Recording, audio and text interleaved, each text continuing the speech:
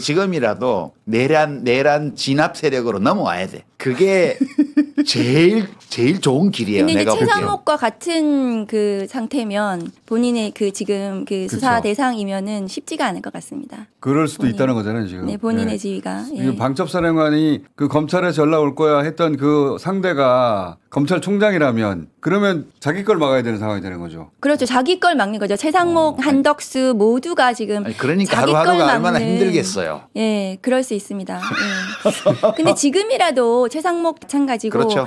빨리 내란 진압에 협조를 하는 것만이 나중에 정상을 참작할 수 있는 그렇죠. 그런 거지. 지금 뭐 막는다고 막아질 수 있는 건 아닙니다. 나중에 뭐 이거는 전부 다 특검이든 수사든 통해 가지고 다 튀어나올 거기 때문에 지금 해야 된다고 저는 생각합니다. 그렇죠. 그러니까 윤석열 측이 또 막 나설 그렇죠. 거거든요. 말도 안 되는 막 소리. 그러면 홍장원과 윤석열의 격돌. 예, 내일 네, 블록버스터입니다. 그것을 보시면 됩니다. 예. 전화하셨잖아요. 네, 홍장원 지금 차장이 그 어떻게 나올지 저는 뭐 굉장히 그 제대로 진술을 하지 않을까 생각합니다. 수방사령관도 이미 말한 게 있잖아요. 총을 쏴서라도 네, 예, 이미 말을 끌어내려라. 했고. 예, 문을 부수고 또 한 그 사람이 진술이 방첩사령관. 방첩사령관. 방첩사령관도 언론 보도상으로 벼르고 있다고 하니까, 그러니까 윤석열이 자기 살려고 다 뒤집어 씌운다고 하니. 네. 그렇게 막을 수 있는 게 아닌데 윤석열 스타일상 막 자기가 막 나서가지고 막 이렇게 하는 스타일이거든요. 아니, 내가 그렇게 말하지 않았잖아. 네. 뭐 이런 말을 하겠죠. 그래서 그냥 계속해서 저희는 뭐 그 말하게 나버려 둬야 된다. 근데 안 나오지 않을까요, 윤석열이 내일은? 아, 저는 나올 거라고 생각합니다. 박정근 예. 왜냐하면 이거를 막아야 되기 때문에 자기 워딩이 언론에 나가야 됩니다. 속보로.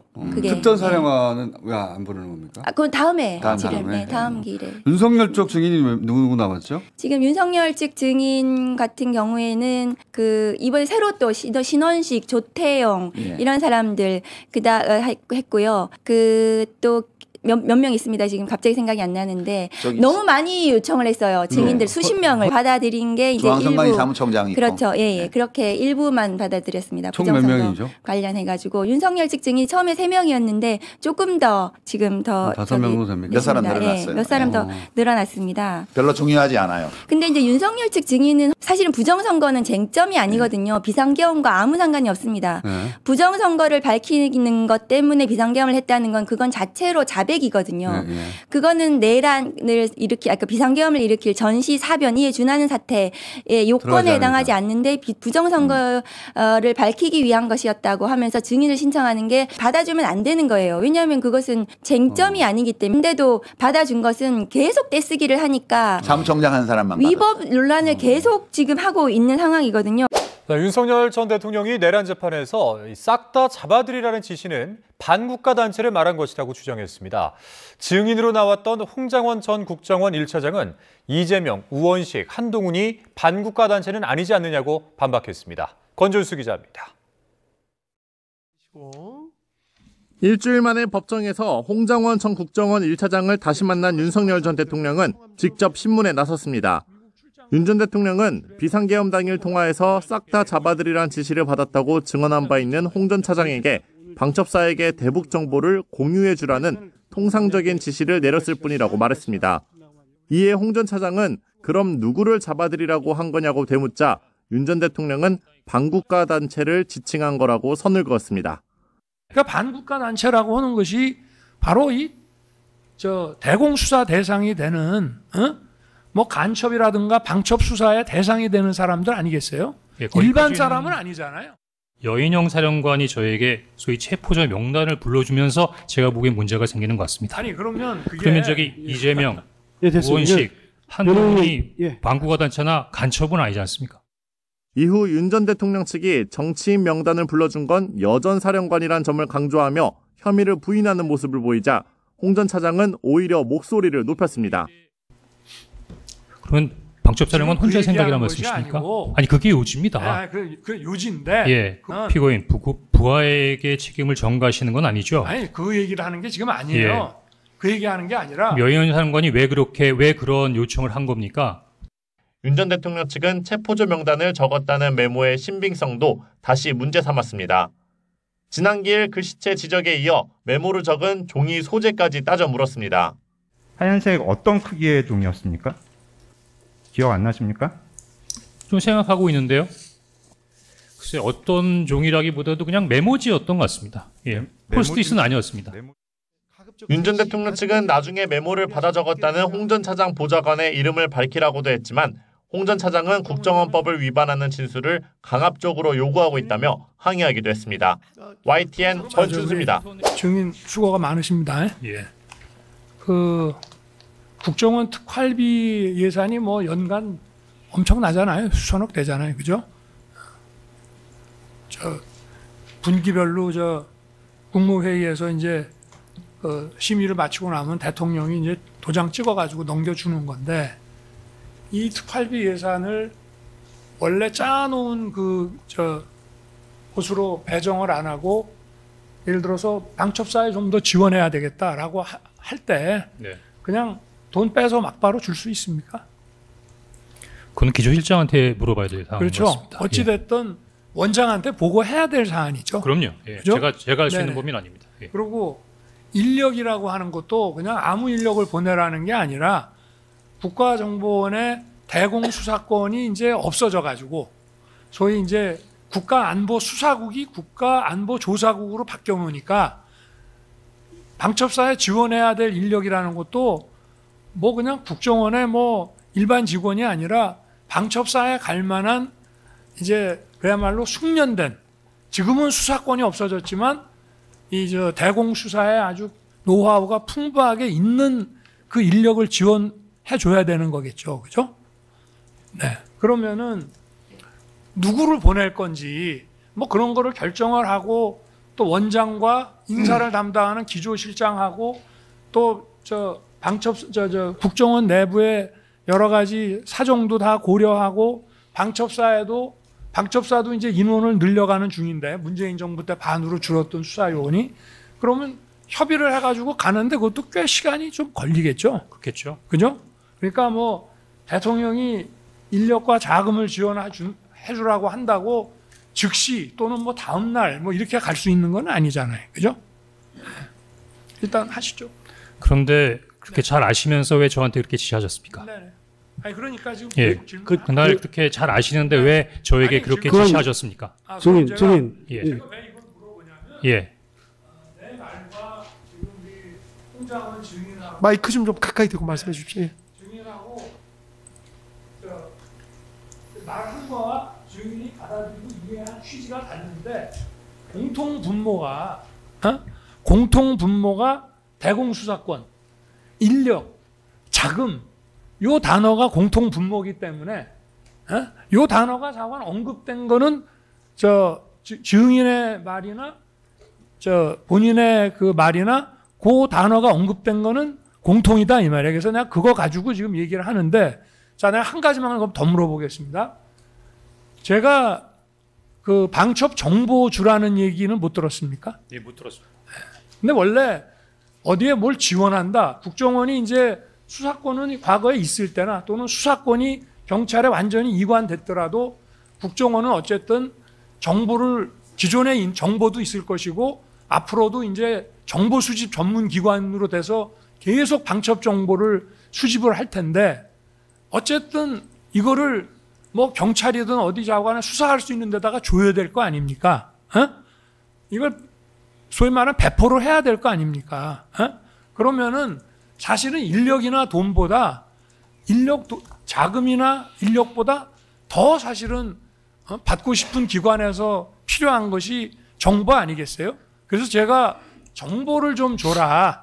그리고 이제 방첩사라는 데는 사실은 저게 쭉 따라 올라가면 과거에 육군 방첩 때 국군 보안사령부, 국군 기무사령부, 그 다음에 안보지원사 하다가 방첩사가 된 거란 말이에요. 그러니까 경찰보다는 방첩사가 소위 말하는 간첩 수사의 어떤 그 노하우라든가 DNA가 더 있다. 그러니 경찰보다 방첩사가 간첩 수사는 더 잘하니 경찰에만 이거를 줄라 하지 말고 방첩사에도 정보를 좀 줘라. 그런 얘기 저한테 못 들으셨습니까?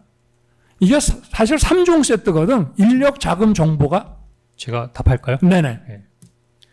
지금 쭉 얘기를 들어오면 네. 그 시간 정도에는 즈음에 당시 대통령께서 경호처장, 국방장관, 저 수방사령관, 방첩사령관, 특전사령관, 기타 많은 분들과 통화하셨지 않습니까?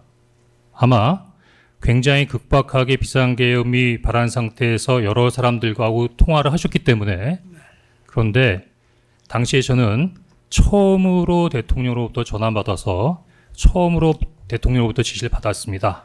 아마 그때 그렇게 여러 지휘관들하고 여러 통화를 하신 당시 대통령님보다는 당시 대통령으로부터 한 통화의 전화를 받았던 제 기억력이 부족하지만 좀 더 정확하지 않을까요? 아니 이제 지휘관들하고 통화한 거는 증인하고 통화하고 나서 시간이 한참 지나서고요. 예. 또 뭐 마이크 좀 가까이 좀 대고 말씀. 이제 아까 11시 30분 때 그 현장에 나가 있는 부대의 사령관들하고 통화를 했지만 사실은 또 1시간쯤 아직 도착을 안 해서 이제 1시간쯤 뒤에 또 통화를 한다고요. 그러니까 대통령실의 그 CCTV를 보면 나오지만 내가 증인하고 22시 53분에 1분 24초 통화하기 바로 직전에 국정원장이 대통령실에서 나갑니다. 그러니까 국정원장하고 뭐 안보실장 이런 사람들이 국무회의 배석을 위해서 들어왔다가 내가 22시 한 20몇 분에서 27분, 30분 그 사이에 이제 계엄 선포 대국민 담화를 하고 올라와서 국무위원들하고 좀 얘기하다가 그 사람들 보내고 국정원장하고 얘기를 하다가 국정원장마저 보내고 나서 우리 문 밖으로 나가고 바로 22시 53분에 증인한테 전화를 하는 거예요. 그러면은 국정원장이 우리 방에 있다가 막 나갔잖아요. 그러니까 제가 이거는 뭐 증인 얘기는 서로 이해하는 게 다르다고 하니까 그냥 제가 묻는 거예요. 우리가 국정원에 한 30년 근무한 그런 입장에서 제가 만약에 원래 대통령이 국정원 차장한테 전화 안 하는데 전화를 하면 그 전화 자체가 격려성 아닙니까? 그죠? 어느 정도 당신에 대해서 내가 호의를 가지고 있다는 격려성 전화 아니겠습니까? 그런데 이게 통상의 국정원이 방첩의 컨트롤 타워로서 다른 기관을 도와주라는 얘기가 아니라 이거 자체가 어떤 하나의 계엄 관련 임무 지시라고 한다면은 증인하고 통화하기 직전에 국정원장이 내 방에 있다가 나갔단 말이에요. 그러면 원장한테 내가 그 얘기를 하지 않았겠을까요?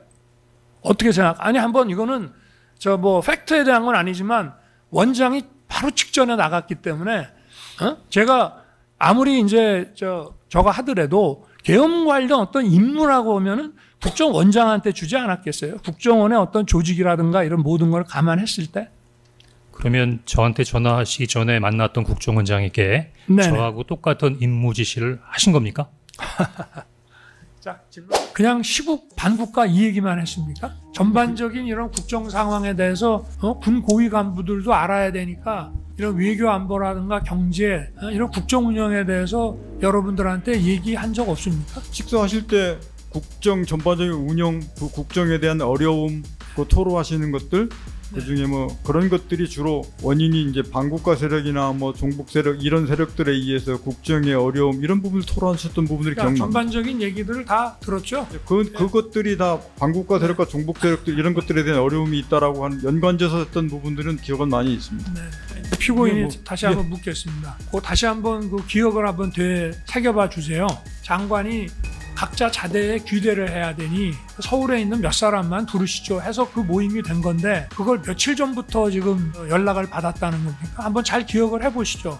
그건 그날 급조된 모임인데 그날 바로 연락받은 거 아닙니까? 아닙니다. 전 분명히 그 전에 여인형으로부터 얘기 들었고 그게 왜 그러냐면 저녁에 군복을 입고 올라갔지 않습니까? 왜냐하면 그날 들었다 그러면 저 사복을 어떻게 챙겨가겠습니까? 사복을 미리 연락을 받았기 때문에 제가 사복을 차에다 챙겨서 차 안에서 그 군복을 사복으로 갈아입고 들어갔습니다. 나하고 식사할 때 한 번도 사복 입은 적이 없는데 5번을 다 말씀드리겠습니다. 23년 12월 달에는 넥타이를 푼 사복 정장으로 갔습니다.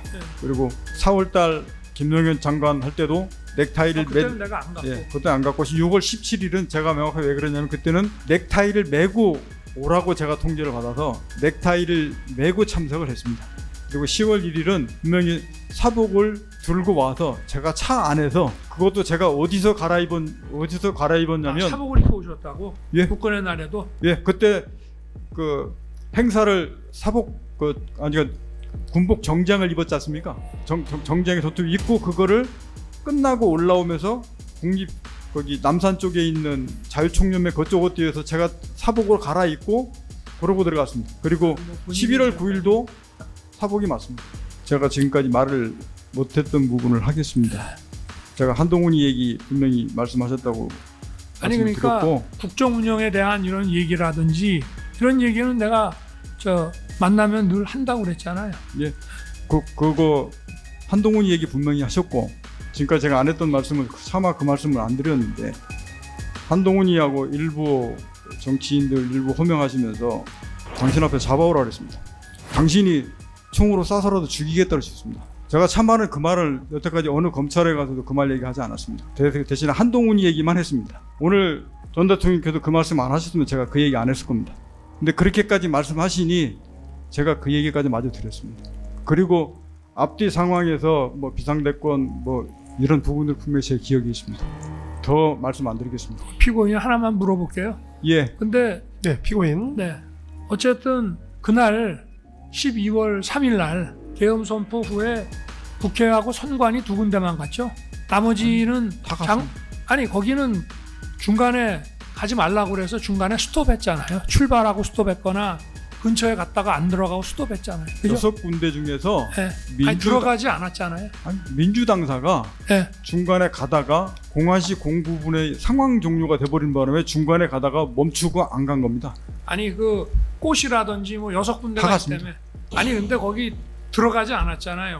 저희는 들어가지 왜냐면 도착은 했는데 그 임무 자체를 확보를 하라고 해서 아니 장관이 국회나 선관위 이외의 곳은 가지 말라고 별도 지시 안 했습니까? 그런 지시 안 했습니다. 아니 여기 내가 국회 질서유지병력하고 선관위 점검 인력만 보내라고 지시를 했는데 계엄 선포 후에 여기 지금 국방부 장관하고 본인하고 통화도 나오고 국방부 장관하고 우리 증인하고 국방부 비화폰 있어요. 여기 테스트라고 나오는 거.